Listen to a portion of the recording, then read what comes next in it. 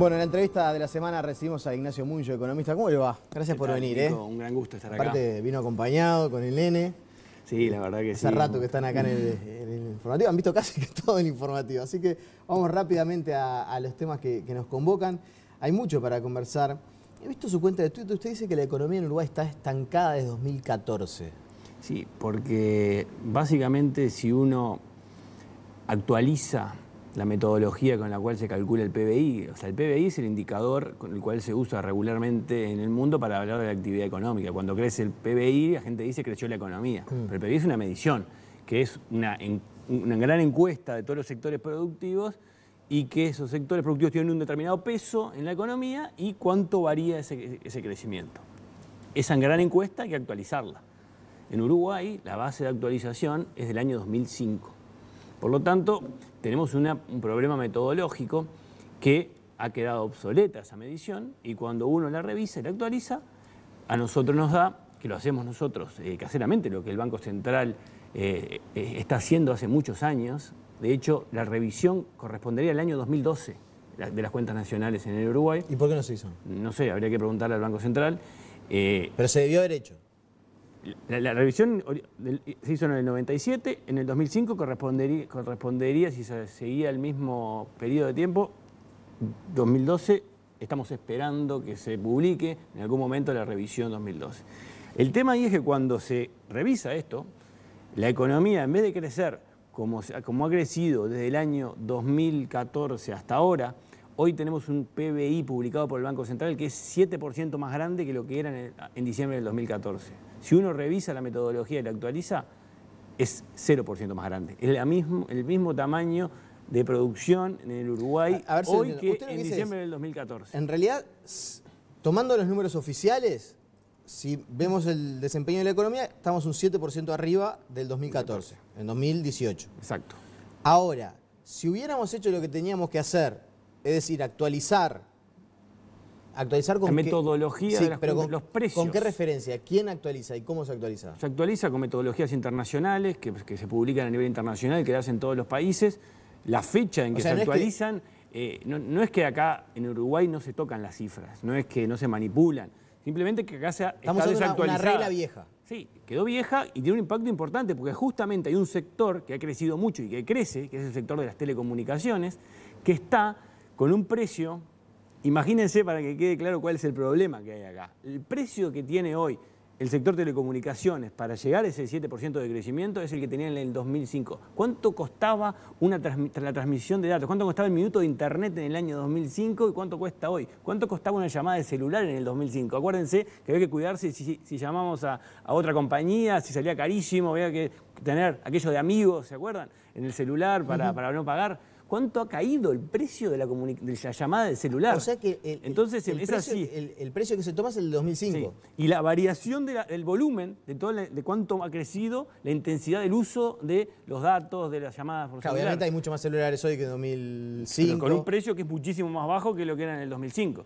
Entonces, si tenemos un precio del 2005 con un volumen, con una cantidad de llamadas y de transmisión de datos de hoy, estamos generando un sector de telecomunicaces que es gigantesco. Para que se hagan una idea, en Uruguay hoy el sector telecomunicaciones pesa más del 15% de todo lo que se produce en el Uruguay, cuando por esa falta de actualización, cuando en Estados Unidos, en Chile, por ejemplo, pesa 3%, 5 veces menos que en Uruguay. ¿Cómo es posible, no? Solo porque hay una desactualización. No es un maquillaje de números, pero los números que presentamos no son los que reflejan la economía real.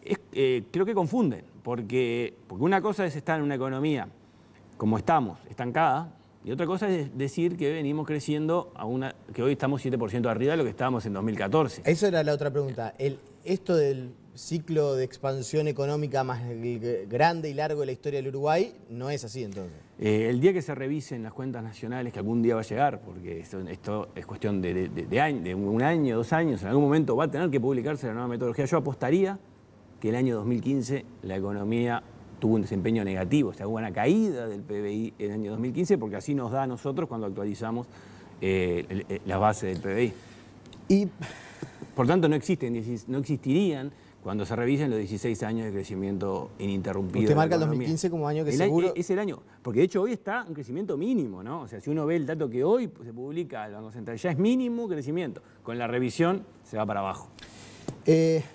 ¿La espada de Damocles es el déficit fiscal? El déficit fiscal es un problema serio.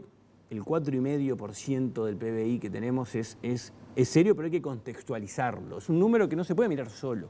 Hay que entender que el déficit fiscal es una variable que es muy grave si, por ejemplo, se corta el financiamiento. No es tan grave si el financiamiento sigue estando vigente. El tema es que el límite es muy fino cuando a una economía o a una empresa, a una familia, a un hogar se le corta el crédito. ¿Pero por qué se nos podría cortar el crédito? Bueno, el crédito se puede cortar para empezar porque cambia las condiciones financieras internacionales, como el año pasado estaban mucho peores. Afortunadamente... Pero Uruguay hizo una muy buena colocación de deuda. Uruguay el año pasado le costó más, al principio de año le hizo muy bien, después se complejizó. A partir de septiembre del año pasado mejoraron nuevamente las condiciones financieras para las economías emergentes como la uruguaya, y eso da un respiro de decir, si bien tenemos déficit elevado, tenemos financiamiento barato. El tema es que ese déficit va acumulando deuda, porque el financiamiento quiere decir deuda. O sea, a mí me prestan, pero yo voy a tener que pagar, y la deuda va creciendo, y la dinámica que tiene esa deuda, si no hacemos nada, seguimos con este déficit, seguimos endeudándonos porque es barato, y la economía no sigue creciendo como está ahora, se hace insostenible. La deuda crece a niveles que se acerca al 90% en los próximos 4 años del PBI, que son niveles de riesgo ya de cesación de pagos, niveles de los que en el pasado Uruguay tuvo que reprogramar. O sea, sí o sí el próximo gobierno va a tener que encarar este tema. Es que hay dos puntos acá críticos. Porque El 90%, déficit 90 solo no de alcanza. deuda del PBI, yo recuerdo, estoy jugando de memoria, obviamente usted va a saber mucho mejor el dato. Creo que cuando se asume por parte del Frente Amplio, el nivel de deuda con relación al PBI era 110%. Pero el 90% ya estamos bastante cerca. Eso era después de la crisis del 2002. Claro, por eso digo.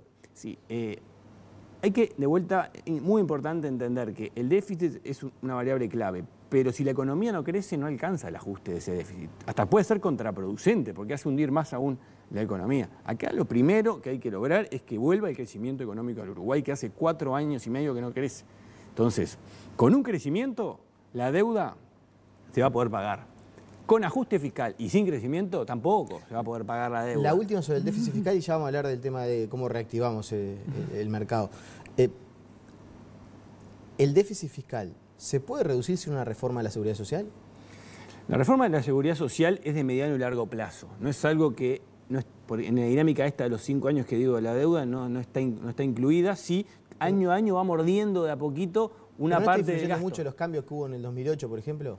Sí, influye porque el costo en este déficit, el gasto que determina ese déficit, un déficit es que los gastos son más grandes que los ingresos. Sí, está claro. Y esos gastos hay una parte que va creciendo todos los años, que es pago de jubilaciones y pensiones, y eso crece y crece y crece, y crece con la esperanza de vida de la población, porque la gente cada vez vive más, en el Uruguay como en el mundo.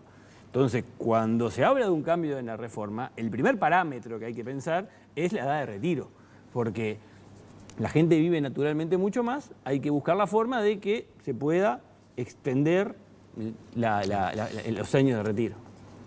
Me queda tanto tema. Usted habló, o me consta que va a hacer alguna propuesta, por lo menos algún análisis al respecto, con relación al gran problema que tenemos del mercado de empleo. La verdad, cuando hace un año uno pensaba en la campaña electoral, pensaba que la seguridad se iba a robar todo ¿no? Las marquesinas, que íbamos a hablar de educación. Nadie tenía muy en la agenda de que íbamos... Ahora los candidatos dicen seguridad y empleo y seguridad, lo que más le preocupa a la gente. Sí, la realidad es que si uno compara al Uruguay con cuando dejó de crecer, que era en diciembre del 2014, hoy hay 60.000 puestos de trabajo menos. Hay 60.000 puestos que antes trabajaban personas que hoy no están. No se traduce totalmente en la tasa de desempleo porque hay gente que no está buscando empleo justo la semana en que se hace la encuesta del desempleo. Pero hay un problema serio de empleo. ¿Serio? Serio. No es y algo es muy menor. serio por la estructura de desempleo. Y aquí es donde va mi mayor preocupación, que yo creo que es un drama que el Uruguay tiene que enfrentar. Un problema serio en el que hay que atender.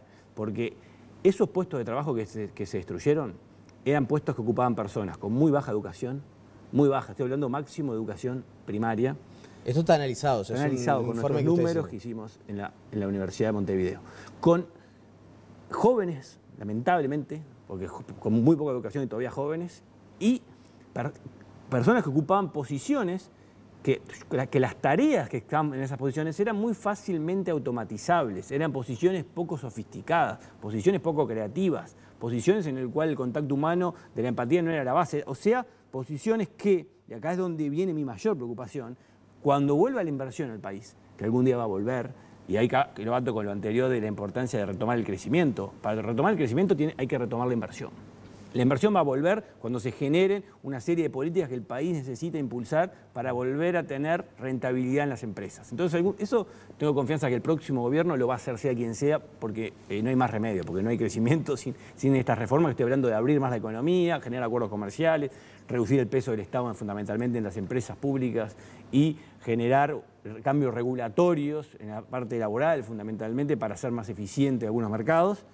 Eso va a lograr traer inversión. Esa inversión no va a contratar a estos 60.000 puestos de trabajo. Va a contratar mucho menos. Para empezar, porque viene con tecnología.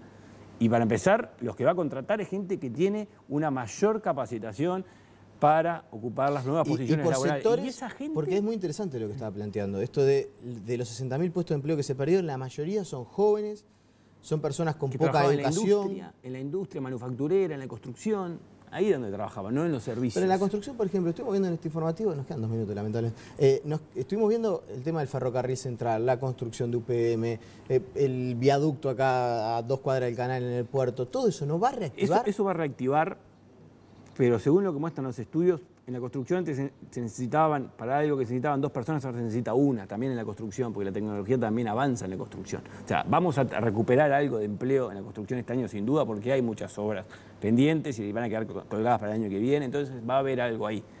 Pero va a haber que ser muy creativo para generar oportunidades de empleo y ahí el Estado va a tener que jugar un rol clave. Y acá voy a contar una anécdota que el otro día tuve con la embajadora de Canadá, muy rápido, porque son el tipo de cosas que se necesitan para emplear a estas personas y que es insólito que no se hagan en este país. En Cabo Polonio hay una plantación de pinos que tiene más de 60 años que está complicando las dunas, que la DINAVA resolvió que hay que cortarlas. Esos pinos, es muy grande la plantación, esos pinos no tienen destino todavía. La embajadora canadiense, que es especialista en bosques, especialista, recorrió todo Canadá y ahora está acá en Uruguay, tiene estudiado el tema, me lo contaba hace 2 noches, y me decía, si con esa madera, con la tecnología canadiense para hacer ladrillos de madera, se podrían construir 10.000 viviendas. O sea, hay madera disponible ahí que no sabemos qué hacer para construir 10.000 viviendas. 10.000, con los problemas de vivienda que tiene el país y con los problemas de mano de obra, que justamente ese tipo de tareas las pueden realizar, porque es como agarrar ladrillos y armar casas que son de muy buena calidad. Me mostraba la foto de la embajadora. Es insólito. Bueno, eso es un ejemplo claro para que se entienda los problemas regulatorios, porque en el fondo no se sabe qué hacer porque capaz que hay alguna norma o algo que impide mover eso. Entonces hay sentido común, hay problemas, se necesita ingenio y se necesita tener que hay que atender a esas 60.000 personas que antes trabajaban y cuando vuelva la inversión no van a ser contratadas todas, van a quedar muchas a la vera del camino y este tipo de inversiones alternativas, tal vez subsidiadas en parte por el Estado, esas viviendas que tienen un fin social, son las que van a tener que emplearlas. La última. Tenemos el dólar por encima de 35 pesos, está en su valor más alto de la historia prácticamente. Prácticamente no, sin prácticamente, su valor más alto de la historia. ¿Seguimos con pérdida de competitividad? ¿Es que Argentina y Brasil se nos fueron demasiado? Ahí es muy importante tener claro que es el valor nominal más alto que la historia, que no quiere decir nada. Todos los días salen las noticias que rompió el récord, no importa, porque lo que importa es que hay una inflación que viene haciendo más caro al Uruguay. Y si uno agarra ese valor de 35 y se fija toda la inflación acumulada que ha habido en el Uruguay en los últimos años, hoy estamos 25% más caro que en términos reales que lo que estábamos en el promedio histórico. O sea, tenemos un atraso cambiario del en torno del 25%. O sea, Uruguay está 25%. Pero el dólar debería estar 25% por arriba. Y que la inflación se queda planchada, ¿no? O sea, estamos hablando que necesitas ganar dólar sin que suban los precios en pesos acá. O sea, eso es una evaluación real. Pero entonces el dólar debería estar a 42. Dependiendo de cuánto arrastre de inflación. O sea, no te puedo decir un número. Yo te digo que necesitamos que la economía se abarate con respecto al dólar 25% para estar en los promedios históricos del Uruguay y lograr recuperar la competitividad. Pero aguanta la economía, no para el sector exportador solamente, o para María o José que nos están mirando y que sacaron una heladera en cuotas en dólares, ¿aguanta un dólar en vez de 35 a 42 o a 40 o a 39? Afortunadamente, las personas físicas y muchas empresas que venden en el mercado doméstico tienen mucha menos deuda en dólares que el pasado. Esa es una gran ventaja que tiene el Uruguay con respecto al 2002. Las empresas que tienen deudas en dólares son las que venden al exterior, por tanto también tienen ingresos en dólares y ahí a Uruguay le da una cierta tranquilidad en un escenario de una mayor suba del dólar. Pero tengamos claro que Uruguay está en una trampa, donde no hay rentabilidad. Y hay dos caminos. O se vuelve más productivo, con reformas que lo vuelvan más productivo, abriendo mercados, sacando estas regulaciones, muchas de esas ridículas, o la ola lo vuelve más barato. Y esas devaluaciones de esas magnitudes, ningún país las hace de forma voluntaria. Es cuando sobrepasa la ola, como le pasó el año pasado a Argentina, por no hacer las reformas que hay que hacer para volverse competitivo. No podemos, estamos en el peor escenario, caros y poco competitivos. Si queremos ser caros, como somos, tenemos que ser competitivos. Bien. Ignacio Munyo, muchas gracias por su presencia. Cuenta además, vamos a ir conversando acá y en otros lugares, así que hay mucho para desandar en este año, como siempre un placer. Un gusto.